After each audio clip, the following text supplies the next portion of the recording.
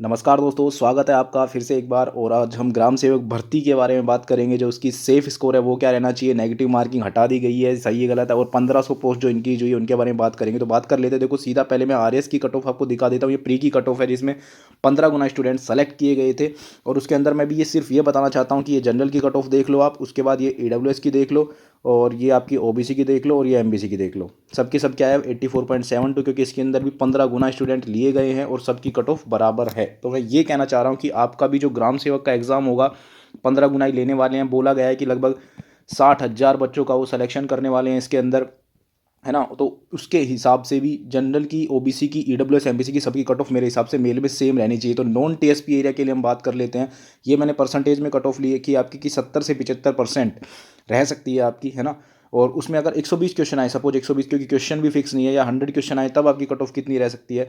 तो आप देख लो कि 120 क्वेश्चन आए तो 84 टू 90 अगर आप कर आते हो तो आप अपने आप को सेफ जोन में ला सकते हो। ऐसे ये 100 क्वेश्चन, और ये मैंने ना दोस्तों मैक्सिमम लिखा है ना, काफ़ी मतलब खींच के लिखा है। मैं नहीं चाहता कि हम कम टारगेट लेके, हमें टारगेट ही ज़्यादा का लेके चलना चाहिए। अब मान लो कल को 80 क्वेश्चन भी चले गए तो इसमें हमारा नुकसान क्या है, फ़ायदा ही है ना। हमें टारगेट ही ज़्यादा लेके चलना चाहिए। अगर 100 सवाल आते हैं तो आप 70-75 कर देते हैं तो आप अपने आप को सेफ मान सकते हैं। इसमें एमबीसी का भी है ना, जनरल, ईडब्ल्यूएस, ओबीसी, एमबीसी, ये भी है। आप एससी मेल के लिए आप 60 से 65% लाते हो तो आप सेफ जोन में रख सकते हो अपने आप को। 72 से 78 मार्क्स, नहीं 72 से 78 क्वेश्चन आउट ऑफ 120 क्वेश्चन, अगर 120 आए तो ठीक है। और ये 65 क्वेश्चन अगर आप 100 क्वेश्चन आए तो ये आप अपने हिसाब से लगा लेना। 60 से 65% ये देख लेना आप। सिमिलरली एसटी मेल में आप देख सकते हैं। अब आगे चलते हैं तो हम बात करते हैं फीमेल के बारे में। तो फीमेल में मैंने -5 कर दिया इन सब कट ऑफ में से। ये देख सकते हो, ओबीसी, एमबीसी, ईडब्ल्यूएस उसमें 65 से 70%, एससी फीमेल 55 से 60, और एसटी फीमेल 60 से 65%। अभी आपको पता है यार, नेगेटिव मार्किंग हटा दी गई है ना, नेगेटिव मार्किंग हटा दी गई है। तो अब इसके अंदर मैं बताऊंगा और भी नॉन टीएसपी की एरिया की कट ऑफ भी फिर इसके बाद बात कर लेते हैं। ये देख सकते हैं आप, ये नॉन टीएसपी की बात हो गई। अब टीएसपी की बात कर लेते हैं। उसके अंदर उन्होंने 5-5% कम कर दिया है। ये आप देख सकते हैं 65 से 70 इतने अगर आप क्वेश्चन कर देते हो, 120 आए तो आप सेफ हो, और 100 आए तो इतने कर देना, है ना, परसेंटेज के हिसाब से। ये एससी मेल का है और ये एसटी मेल का है। सिमिलरली फीमेल के अंदर अगर बात करोगे ना तो इसमें आप 5-5% कम कर लेना, -5%, -5%, उसका आप आइडिया लगा लेना, है ना। और अगर और भी अदर कैटेगरीज में जो थोड़ा बहुत मतलब जैसे विडोज़ का हो गया या एक्स सर्विसमैन, डाइवोर्सी, तो वो भी अपने 40 से 50% का टारगेट लेके चलना, ठीक है। ये परसेंट ही बोल रहा हूँ मैं। जैसे 120 आए तो आप भी 50 से 60 क्वेश्चन का टारगेट लेके चलना कि मेरे को सही करने हैं। वैसे तो देखो, अब हाँ नेगेटिव मार्किंग की बात कर लेते हैं कि हटा दी गई है। वैसे तो देखो यार, ये डिसीजन पहले लेना चाहिए था बोर्ड को। जब उन्होंने नोटिस दिया था ना, नोटिस उसी टाइम बताना चाहिए था, क्योंकि बच्चे जो प्रिपेयर कर रहे थे वो कोशिश कर रहे थे कि मैं अपनी एक्यूरेसी बढ़ाऊँ, कम क्वेश्चन अटैम्प्ट करूँ, और करूँ जितने वो सही करूँ। बट एकदम से ये हटा ही दिया नॉर्मलाइजेशन, तो एकदम से सब चेंज हो गया। तो अब करने तो आपको सारे हैं ही, सारे तो करने ही हैं। तो और अपने आप को ऐसे मत समझना कि अब हो गया तो अब तुक्के वाले आगे चल जाएंगे, ऐसा कुछ नहीं है यार। देखो अगर आपने बढ़िया सी तैयारी की है ना तो 120 में से आप 90 से 100 तो छेड़ लोगे, कोई टेंशन नहीं है। कोई 20 एक क्वेश्चन बचते हैं, और 20 एक में भी ना, मैं बताऊं आपको, 20 में से भी 20 क्वेश्चन बच गए ना, उसमें से भी 10 में ना आपको 2 में कन्फ्यूजन रहेगा, और 10 आपके हो सकता है जो जीके के क्वेश्चन है, जो नए पढ़ते हैं ना करंट वरंट के, उनमें थोड़ी सी दिक्कत आ सकती है। बाकी इनमें आपके चांसेस रहेंगे। तो ऐसे टेंशन मत लो कि ठीक है नेगेटिव हो गया तो नुकसान होगा, ऐसा कुछ नहीं है, कोई बात नहीं। अब एक दो यार किसी की किस्मत है तो उसका प्री निकल जाएगा, पर मेंस तो बैठा है मेंस तो बैठा है। तो इसकी आप टेंशन मत लो, ये इसमें आपका हो जाएगा। ये मतलब 10-20 क्वेश्चन छूटते हैं तो उसमें आप बढ़िया से, कोई दिक्कत नहीं, अपने हिसाब से अंदाजे से लगा देना तो हो जाएगा काम। वैसे खैर है तो गलत, और मैं तो कहता हूँ बोर्ड को कि अगर आप नेगेटिव मार्किंग हटा रहे हो ना तो क्वेश्चन बढ़ा दो, आप कर दो 300 क्वेश्चन, और हमें दे दो टाइम 3-3.5 घंटे का। और अब लिया फिर कितने टप्पे मारने वाले, कितने टप्पे मारेंगे यार, क्योंकि जो पढ़ के गया है ना वो 300 में से वो तो सही कर ही देगा।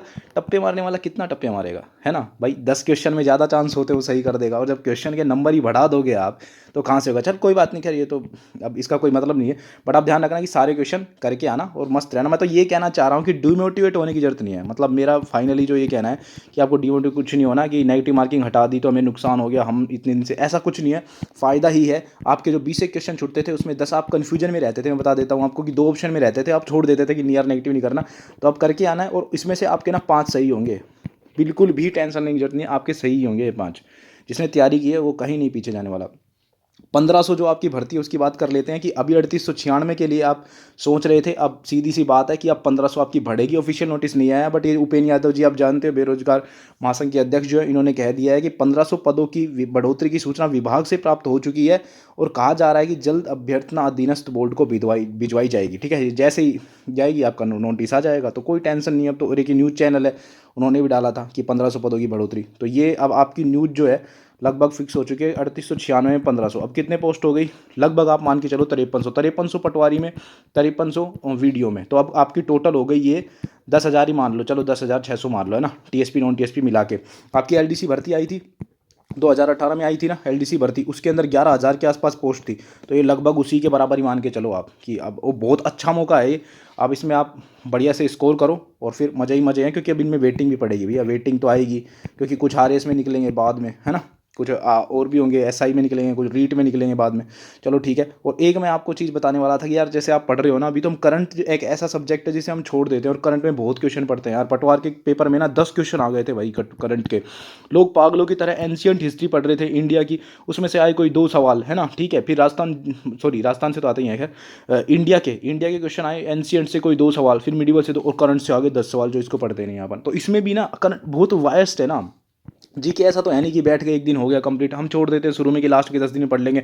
10 दिन में फिर हम ऐसा वीडियो ढूंढते हैं जो एक वीडियो जो 10 एक घंटे का हो चाहे हम देख लेंगे, बट हमारा सिलेबस कवर हो जाए, तो ऐसा थोड़ा सा मुश्किल हो जाता है यार कि ढूंढना एक्चुअली कि आएगा क्या। तो मैं आपको एक चीज़ बता देता हूँ कि आप 3-4 टॉपिक है उनको तो पक्का पक्का करके जाना। ये थोड़ा सा मैंने एक ही चीज़ एनालाइज की, जैसे हम एक ही देखा, ऐसे होते तो कई चीज़ है, बट मैंने एक ही जैसे देखा, तो ये मैं आपको बता रहा हूँ कि मोस्टली क्वेश्चन रिपीट जैसे होते हैं। तो आप देखो टोक्यो ओलंपिक चल रहा था ना हॉट टॉपिक, तो एसआई के अंदर टोक्यो ओलंपिक से क्वेश्चन पूछा था कि हमारे यहाँ राजस्थान से कितने प्लेयर गए थे। ठीक है, एक आया था यहाँ पटवार वाले में कि कृष्णा नागर कौन से खेल से संबंधित है ना, आ रहा है ना, खेल से स्पोर्ट्स से बताना चाह रहा हूँ मैं। और आरएस में पूछा था सिल्वर मेडल किस किस को मिला है, ये नाम पूछा था, 4 ऑप्शन दिए थे, उसमें ए और बी ऐसे करके लगाना था।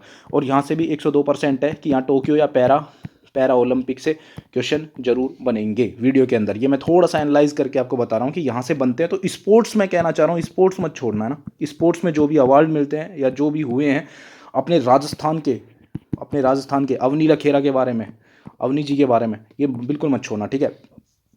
उसके बाद जो भी न्यू अपॉइंटमेंट होती है वहाँ से क्वेश्चन पक्का बनता है करंट में, है ना। न्यू अपॉइंटमेंट होती है, जैसे पटवार के अंदर आया था कि नेशनल कमीशन फॉर माइनॉरिटीज़ के अध्यक्ष बने थे इकबाल सिंह लालपुरा, है ना, उस टाइम बने थे, ये आ गया था। और न्यू अपॉइंटमेंट आती है, एक डीआरडीओ के चेयरमैन पूछ लिए थे पटवार के ही अंदर, ठीक है। तो जितने भी अपॉइंटमेंट होती है वो भी अपने को ध्यान रखनी है। कोई भी नया मंत्री बनाए मंत्रिमंडल में, वो भी क्वेश्चन आ जाता है, नए जो भी मंत्री बन जाते हैं उनके क्वेश्चन पक्का पक्का पूछ लेते हैं। और योजनाएं, अब योजनाएं की अगर बात आ गई तो मैं बता देता हूँ, जैसे हम पढ़ते ही हैं, कितना बार आपने पढ़ा है कि इंदिरा गांधी रसोई योजना, है ना, इंदिरा गांधी रसोई वाली योजना जो थी कब चालू हुई थी, 20 अगस्त 2020 को। ये काफ़ी बार मतलब कई एग्ज़ाम में राजस्थान के अंदर रिपीट भी हो चुका है इंदिरा रसोई योजना। और भी जैसे योजना है अपनी मुख्यमंत्री किसान मित्र योजना है, वो कब चालू हुई थी, मुख्यमंत्री किसान मित्र 17 जुलाई 2021 को। ऐसे ही मतलब मुख्यमंत्री चिरंजीवी स्वास्थ्य बीमा योजना है, उसमें कितने पैसे तक मिल सकते हैं, कब चालू हुई थी।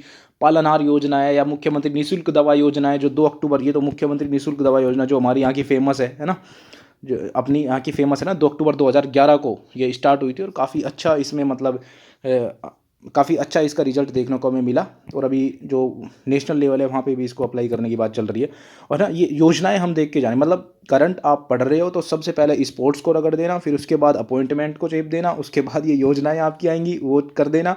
और पद्मश्री भी एक तरीके से अवार्ड में ही आ गया। तो हमारे यहाँ पे इस बार जो पद्मश्री मिले है ना, पद्मश्री आपको पता होगा कि लाका खान जी को मिला है, पद्मश्री एक तरीके से अवार्ड में ही आ गया ना। लाका खान जी को मिला है जो जोधपुर के हैं, सारंगी प्लेयर है लाका खान जी। उनके अलावा जो अपने श्याम सुंदर पालीवाल जी है ना, श्याम सुंदर पालीवाल, ये राजसमंद से है ना, राजसमंद से सोशल एक्टिविस्ट है, पर्यावरण के बारे में इन्होंने, है ना, ये राजसमंद के पिपलांतरी गांव से हैं। और इन्होंने कहा था एक बेटी के जन्म पर 111 पौधे हम लगाएंगे, तो इनको भी मिला है पद्मश्री। दो ये एक और है अपने अर्जुन सिंह शेखावत, है ना, अर्जुन सिंह शेखावत, इन्होंने शिक्षा के क्षेत्र में काफ़ी काम किया। तो क्षेत्र पूछ लेते कई बार इनका कौन सा क्षेत्र है, या 3 ऑप्शन देके पूछे। पटवार में पूछा हुआ है भाई, ये पहले बताते हो, पटवार में पूछा हुआ है, तो इसमें भी पूछने के काफ़ी चांस है। 4 शिफ्ट है ना, क्वेश्चन रिपीट होते हैं। अब एक और बात दूसरी कि जो पहली दूसरी शिफ्ट है उसको आप उससे आपको पक्का पक्का आइडिया लेना है, तीसरी चौथी वालों को भाई ले लेना है ना, क्योंकि वरना पीछे रह जाओगे। ये मत सोचना कि हम वहाँ थे यहाँ थे। और नेट तो हालांकि बंद रहेगा, मैं उसकी भी थोड़ी सी बात कर लेता हूँ। तो देखो जो ये है ये बात कर लेता हूँ, ये अब चीज़ें बिल्कुल भी गलत मत करना है, आपने इतनी तैयारी की अब तक। तो आइडिया ले लेना 27 के पेपर से 28 वाले, ठीक है। नेट बंद रहेगा, चांसेस हैं क्योंकि पिछले पेपर में हुआ है तो चांसेस हैं।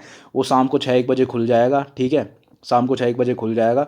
और आप शाम को अपने देख लेना, ज़्यादा मत देना, ज़्यादा मैं नहीं कह रहा पूरे दिन देखना सर, ट्रेलिंग वेलिंग को मैं समझता हूँ 2-3 घंटे।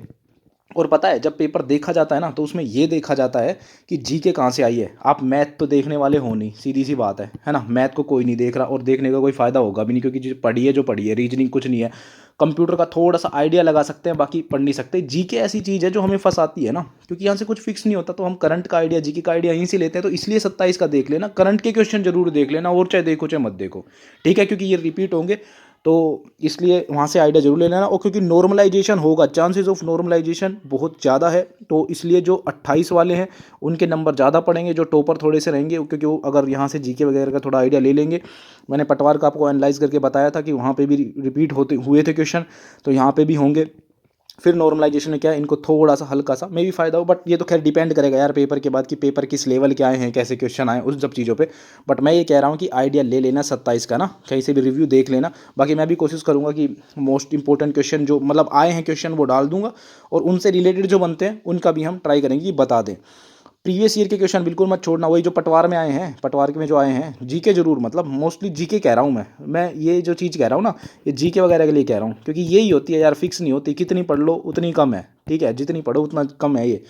और सेंटर थोड़ा सा देख लेना एक दिन पहले, क्योंकि नेट वेट बंद होते हैं, कैब वेब बंद हो जाती है यार। तो अपना पहले ही जुगाड़ कर लेना, जिन्होंने पटवार का दिया होगा उनको तो खैर पता है।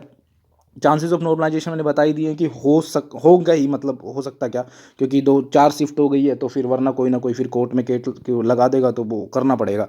और करंट की मैंने बात करी ली कि स्पोर्ट्स मत छोड़ना, न्यू अपॉइंटमेंट मत छोड़ना, और अवार्ड मत छोड़ना। बाकी बाद की बातें हैं, आप जो भी चीज़ें पढ़े हो राजस्थान के अंदर, पर जो स्पोर्ट्स में हमें मेडल मिले हैं, जो न्यू अपॉइंटमेंट्स हमारे यहाँ पे हुई है, और जो अवार्ड मिले हैं, जैसे मैंने पद्म श्री की बात की, या और भी कोई जो अवार्ड है उन्हें मत छोड़ना। जैसे पटवार के अंदर क्वेश्चन आया था, वो एक्ट्रेस जो थी, एक्ट्रेस के ऊपर आया था एक क्वेश्चन, मतलब फिल्म फेयर अवार्ड्स में आया था।